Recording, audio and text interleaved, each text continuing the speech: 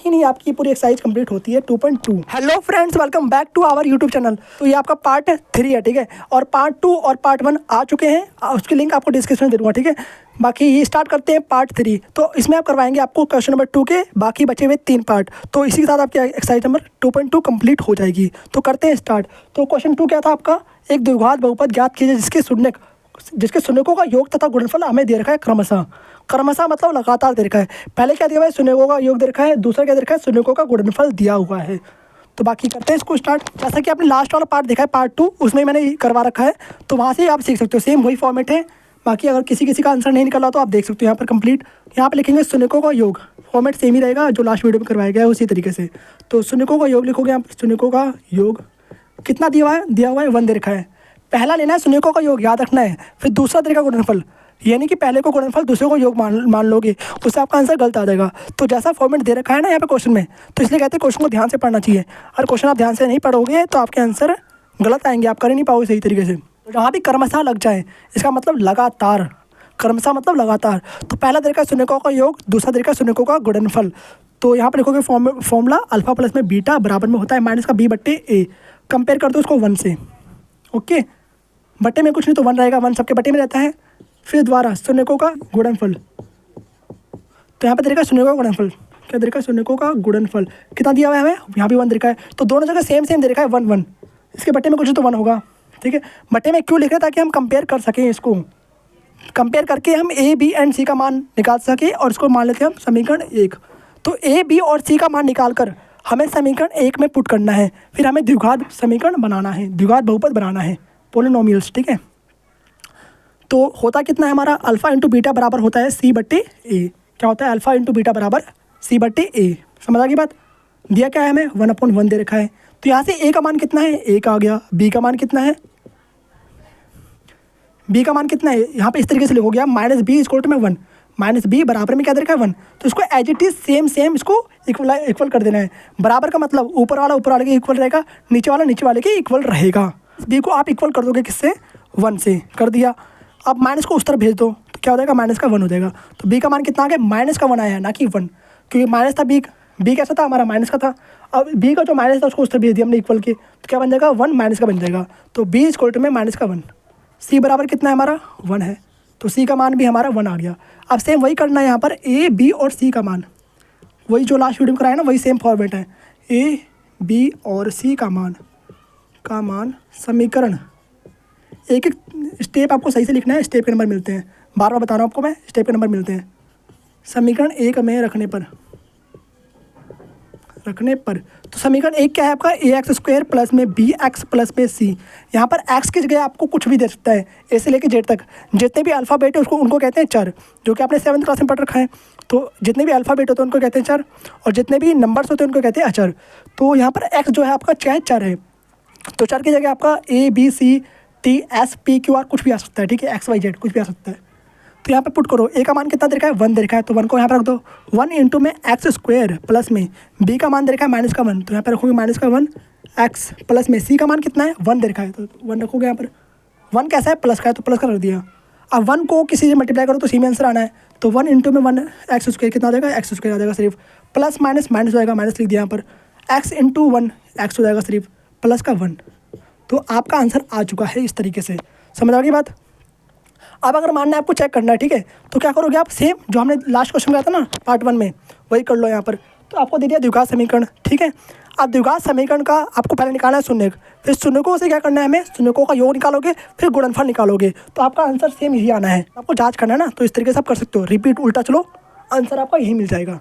जाँच करने का तरीका बताया मैंने। बाकी आप देखते हैं इसका सेकेंड क्वेश्चन, इसका 5th पार्ट, ठीक है, सेकंड क्वेश्चन का 5th पार्ट देखते हैं। तो आप देखते हैं 5th क्वेश्चन। तो 5th क्वेश्चन का देखा आपका, -1/4 और 1/4 दे रखा है, ठीक है। तो करते हैं इसको सेम उसी तरीके से। पहले लिखोगे आप शून्यकों का योग, ठीक है, थोड़ा जल्दी करते हैं। -1/4 और होता क्या है फॉर्मूला, अल्फा प्लस बीटा बराबर में -b/a। दिया क्या है हमें, -1/4 दे रखा है, ठीक है, -a/4 दे रखा है। अब नीचे लिखोगे आप यहाँ पर शून्यकों का गुणनफल। सेकंड क्या होता है हमारा, गुणनफल होता है। तो क्या लिखोगे, गुणनफल, शून्य का गुणनफल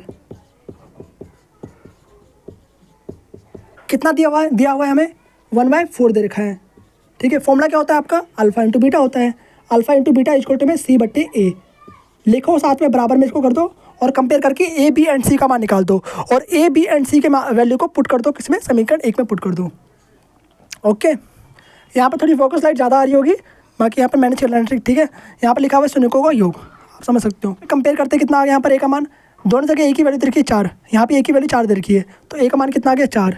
अगर बराबर ना हो तो पहले बराबर करेंगे, जैसा कि आपने लास्ट पार्ट में देखा था, पार्ट 2 में। वहाँ पे एक क्वेश्चन था ना आपका, क्वेश्चन नंबर 2 का फर्स्ट वाला पार्ट, तो वहाँ पे ऐसे ही देखा था, वहाँ पे ए का मान बराबर नहीं था, तो पहले हमने ए का मान बराबर करा, फिर देन उसके बाद उसको फिर वहाँ से ए की वैल्यू निकाली थी। तो पहले अगर ए का मान बराबर ना दे रखा हो तो पहले ए की वैल्यू बराबर करोगे। मान लिया ऐसा क्वेश्चन आ सकता है कि यहाँ पर 3 दिया हो, यहाँ पर 4 दे रखा हो, तो पहले ए की वैल्यू को बराबर करोगे, उसके बाद ही आंसर सही निकलेगा।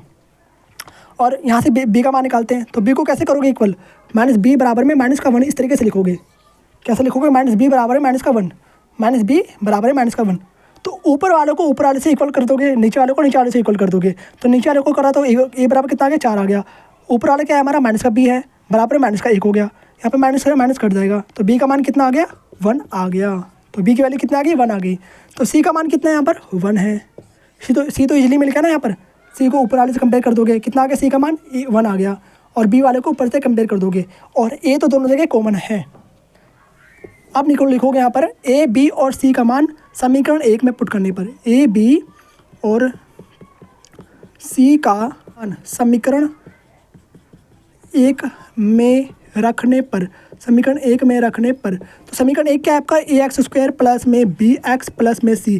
तो ए का ए की वैल्यू कितनी दे रखी है 4 दे रखी है, तो 4 यहाँ पर रख दिया हमने। 4x स्क्वायर प्लस में बी की वैल्यू कितनी दे रखी है हमें 1 दे रखा है, यहाँ पर लिखोगे x प्लस में सी का मान हमें 1 दे रखा है, तो 1 यहाँ पर रख दो। तो 4 इंटू में एक्स स्क्वायर यानी 4x स्क्वायर प्लस में 1 इंटू में एक्स, 1 इंटू में एक्स यानी कि x हो जाएगा सिर्फ, प्लस का 1 एज इट इज रख देंगे। तो कितना आंसर आ गया आपका 4x स्क्वायर प्लस में x प्लस में 1। तो इस तरीके से आपको करना था फिफ्थ पार्ट। बाकी अब लास्ट पार्ट बच गया, लास्ट पार्ट देखते हैं जो कि बहुत ही ईजी है। तो लास्ट पार्ट को जल्दी से करते हैं कंप्लीट। उसके बाद अगर आपको जांच करना है, कैसे करना है जांच, इसको उल्टा चलो, यहाँ से निकालोगे पहले शून्य निकाल के, फिर उसका जो हमने जैसे लास्ट वीडियो में कराया था ना वैसे करना है आपको। पहले निकालोगे शून्य, फिर देन शून्य से क्या करोगे, शून्यकों का योग निकालोगे, फिर गुणनफल, तो आपका सेम यही आंसर आ जाएगा। अब देखते हैं लास्ट वाला पार्ट इस क्वेश्चन का। तो अब देखते हैं लास्ट पार्ट 6, ठीक है, सेकंड क्वेश्चन का। तो लास्ट है बिल्कुल, इसी के साथ आपकी एक्सरसाइज कंप्लीट हो जाएगी। तो पहला दे रखा है मैं शून्यकों का योग, तो क्या दे रखा है 4 दे रखा है, और दूसरा दे रखा है शून्यकों का गुणनफल, कितना दिया हुआ है 1 दे रखा है। तो शून्यकों का योग लिखोगे पहले, शून्यकों का योग कितना दे रखा है हमें 4 दे रखा है। होता क्या है हमारा अल्फा प्लस बीटा बराबर में सी बट्टे माइनस का बी बट्टे ए।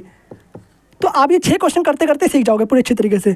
और बराबर में लिखोगे 4, बट्टे में क्या है कुछ नहीं तो 1 होगा, तो बट्टे में 1 तो सबके रहता है, तो बट्टे में 1 लिख दोगे। और फिर लिखोगे शून्यकों का गुणनफल, शून्यकों का गुणनफल, ठीक है, शून्यकों का गुणनफल, ठीक है। ये लिखने वाले पार्ट बहुत ज़्यादा जरूरी होते हैं, इसको आप स्किप नहीं कर सकते। कितना दे रखा है हमें 1 दे रखा है, 1 रख दिया यहाँ पर। होता क्या है फॉर्मूला अल्फा इंटू बीटा बराबर में सी बट्टे ए। तो देखो आपके लिए भी मैं पूरा स्टेप वाइज लिख रहा हूँ, तो आपके लिए भी ज़रूरी है। एग्जाम तो मेरा नहीं है ना, एग्जाम तो आपका है, तो आपको पूरा स्टेप लिखना है, पर आपको मैं लिख के दिखा रहा हूँ ताकि आप भी इस तरीके से लिख सको, क्योंकि एक एक स्टेप मैथ में ज़रूरी है, स्टेप के भी नंबर मिलते हैंगे। तो सी बट्टे ए के इक्वल कर दोगे 1 को, 1 के बट्टे में क्या है कुछ नहीं तो 1 ही होगा, तो 1 तो सबके बट्टे में होता है, लिख दिया यहाँ पर। अब यहाँ से कंपेयर करके आप ए बी एंड सी का मान निकाल सकते हो। तो ए का मान कितना आ गया 1 आ गया, कैसे, यहाँ से कंपेयर करा तो यहाँ पर कितना आ गया 1 आ गया, ओके। और यहाँ से भी कंपेयर करो तो 1 आ रहा है। तो दोनों तरफ से देखना है आपको। अगर दोनों तरफ डिफरेंट आ रहा है तो पहले उसको इक्वल करोगे बट्टे में, उसके बाद ही आप सोल्व करोगे।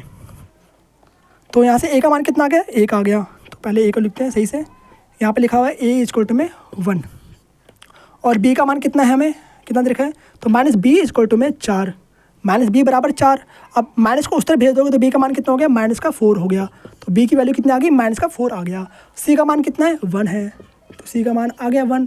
आप हमेशा यहीं पे गलती करते हो माइनस वाले पार्ट पे, तो माइनस बी को पूरे के साथ इक्वल करना है। अगर उस तरफ माइनस दे रखा है तो माइनस से माइनस कैंसिल हो जाएगा, तो बी का प्लस वाला आंसर आ जाएगा। अगर उधर प्लस वाला दे रखा है तो बी की वैल्यू माइनस में आ जाएगी, उसका अपोजिट, क्योंकि माइनस जो बी का है उस तरफ चल जाएगा। तो यहाँ पर आपको ध्यान से करना है बी के पार्ट में। अगर आपने बी की वैल्यू गलत निकाल दिया तो पूरा ही पार्ट गलत हो जाएगा, आपका पूरा आपका आंसर गलत आएगा। आप क्या लिखोगे यहाँ पर ए बी और सी का मान समीकरण 1 में रखने पर, सेम वही तरीका, ए बी सी का मान समीकरण 1 में रखने पर, ठीक है, समीकरण 1 में रखने पर। तो समीकरण 1 क्या आपका ए एक्स स्क्वायर प्लस में ax² प्लस में bx प्लस में c।